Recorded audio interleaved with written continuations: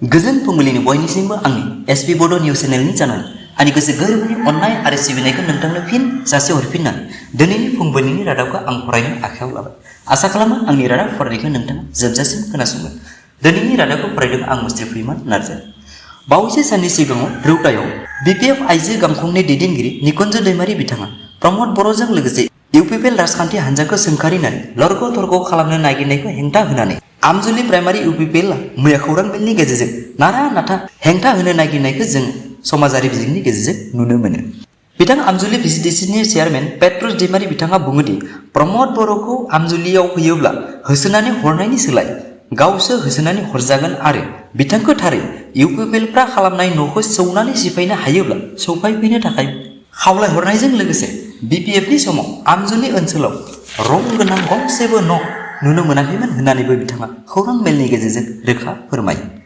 फैगोन सेप्तेम्बरनि 17 खालार खालि आसामा बृक्षरोपण आन्दोलननि गेजेरजों जेरैबायदि 1 कौटि दंफां फुलि गायनानै गिनिस वार्ल्ड रेकर्ड खालामनो नागिरदों, थिग बेबायदिनो प्रमद बर'नि इउपिपिएल सरकाराबो भैरबकुन्द आरो सिकारिडां ओनसोलाव 10 लाख दंफां फुलि गायनानै गिनिस वार्ल्ड रेकर्ड खालामनायनि थाखाय लाहार फाहार खालामनायखौ जोङो नुनो मोनो।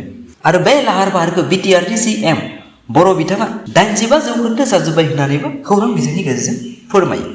लोगोसे बिथाङा बे हाबाफारियाव आसामनि गिबि मन्त्रि डक्टर हेमन्त बिश्व शर्माजों लोगोसे बिटिआरनि गासै इएम आरो एमसिएलएफोरखौबो नुजाथिफैजोबनानै खामानिखौ जाफुंहोफैगोन होननाबो खौरां बिजोंनि गेजेरजों फोरमायो।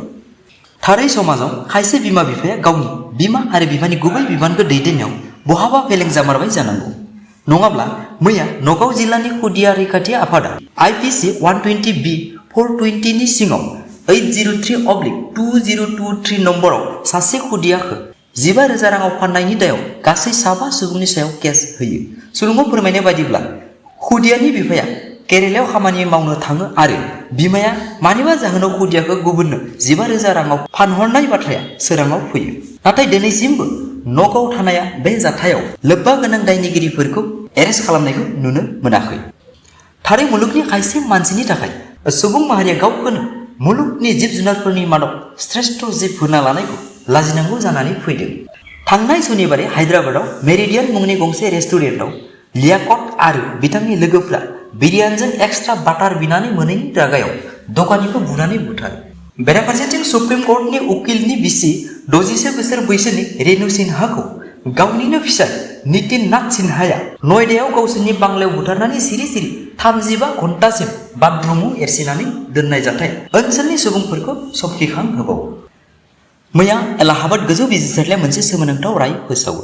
जरासे हिन्दु मुस्लिम सेंग्रा सिख्लानि कोर्टआव आपिल खालामनाय लेखा एलाहाबाद कोर्टआ राय फोसावनाय बायदिब्ला जायखि जाया सेंग्रा सिख्लायानो बैसोनि मेचुरिटि जायोब्ला हाबा जायाब्लाबो लोगोसे थाज्लायनो हासिगोन। आरो थारै बेनि थाखाय सोरबा कमप्लेन होयोब्ला उल्था कमप्लेन होग्रानि सायावसो पुलिसा हेंथा होगोन होनना मख'नाय दङ। थारै रादाब खोनासंगिरि नोंथांमोन, बे राय फोसावनायनि सायाव जोङो गोग्लैसोनाय समाज हिसाबै गोथौयै साननांगौ दं होनना आं सानो। थारै नोंथाङा मा सानो? सम दङब्ला अन्नानै कमेन्टनि गेजेरजों फोरमायहरनो थाखाय आं गुरै खावलायहरनाय थाबाय। बेजों लोगोसे दिनैनि रादाबा एसेनोसै।